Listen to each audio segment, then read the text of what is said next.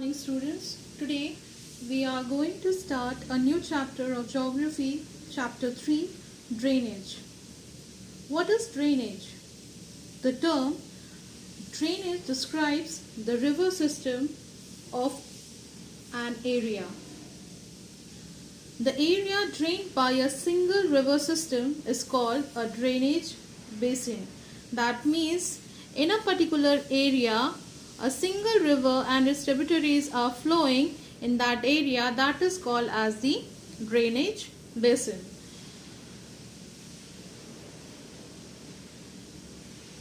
Any elevated area such as mountain or an upland separates two drainage basins.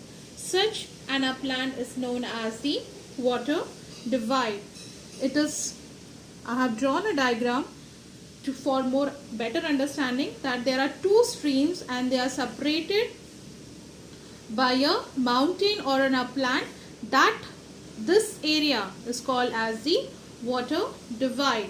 So you can say the river drainage basins, two river drainage basins are being separated by a mountain or a upland is known as the water divide. So in India there are two types of drainage system. The Indian rivers are divided into two major groups. That is, one is the Himalayan rivers, the second one is the peninsular rivers. So let's move. What are the features of Himalayan rivers? Himalayan rivers, these are perennial. That means Himalayan rivers have water throughout the year. These rivers receive water from rain as well as from melted snow from the lofty mountains. That means these rivers also get water from rainfall as well as from the melting of the snow. The Himalayan rivers have long courses from their source to the sea. That means when the rivers are flowing from a upper region to the lower region, the rivers form a long courses. That means a big large area is being occupied when they are flowing. The Himalayan rivers form meanders, oxbow lakes and many other depositional features in their floodplains. So it is being seen that when the rivers are flowing, they form different types of landforms. As they are moving, they form waterfalls, gorges, valleys, oxbow lakes, meanders, floodplains, and many other landforms are formed when the rivers are moving from a higher to the lower. That is from the upper course to the lower course.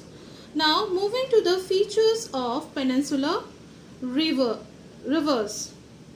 They are seasonal. That means when there is a rain, then only they flow. Otherwise they are dry in the summer.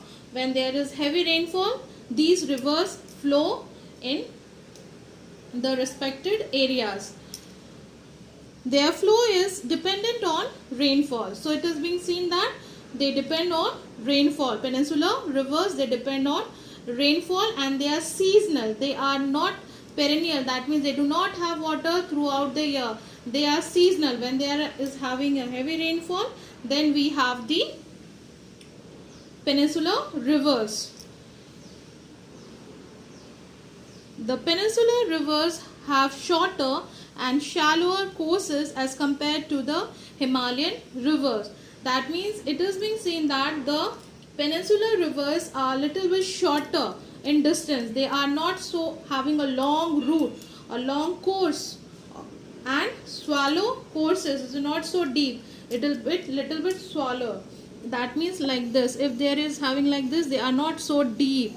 They are having very little shallow type of landforms are formed or courses as compared to the Himalayan rivers. Most of the rivers of the peninsular India originate in the Western Ghat. That is, if it is India is there, if we give like here, so in the which part? In the Western Ghat, east west Western Ghat will be seeing the peninsular rivers, and the eastern also we have.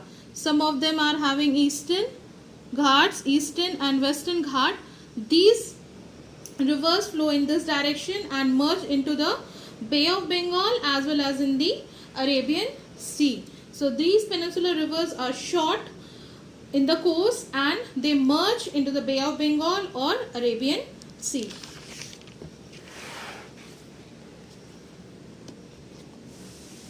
Now this is a diagram I have made of the course, river course.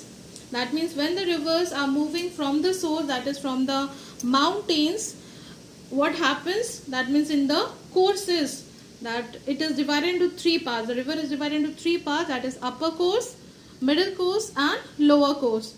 In the upper course, when the rivers move from the mountainous area or in upland areas, what happens? When they are moving, they form different types of landforms.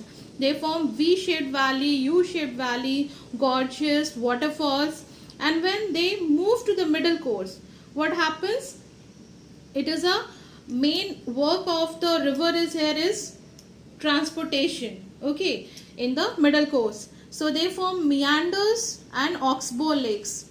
And in the lower course, the main purpose of the river is that deposition. Whatever the sediments they have brought from the upper course, middle course, that has been deposited in the lower course, and they form different landforms, that is floodplains and deltas. So these are the pictures in which you can understand that when rivers are moving, they form different types of landforms. They form V-shaped valley, then U-shaped valley, I-shaped valley, then you have waterfall. Then when they are moving in the other course, middle course, then they have meanders like a loop-like structure. Then you have oxbow lake like this. They are when they are moving in meander form, what happen? They tend to have a loop more extended. So it happens that it have a cut. It cut from the main branch of the river, and this is called as the oxbow lake. So this is the landforms which are formed when the rivers are moving from a higher to the lower course, and in the lower course they form in the deltas. They form deltas, small deltas, and then they merge to the oceans. Okay, they merge to the oceans.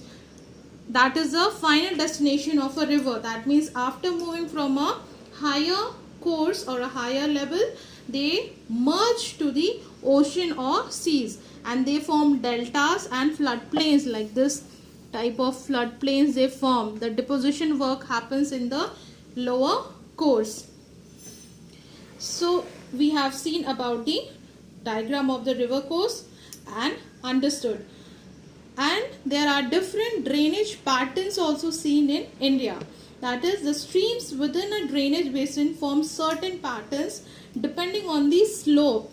Okay, these drainage patterns is also having a different shape or structure because they depend on what? On the slope of the land, underlying rock structure, as well as the climate condition of a area. That means they depend on the slope of the land, rock structure, and the climate of that particular area. On these pattern, these drainage pattern differs from place to place. And there are 4 types of drainage pattern, that is dendritic drainage, terrace drainage, rectangle drainage, and radial drainage. This is all about, we have dealt about the drainage. In next class, we'll be dealing with the different types of drainage pattern and in details about the Himalayan rivers and its drainage pattern. Thank you.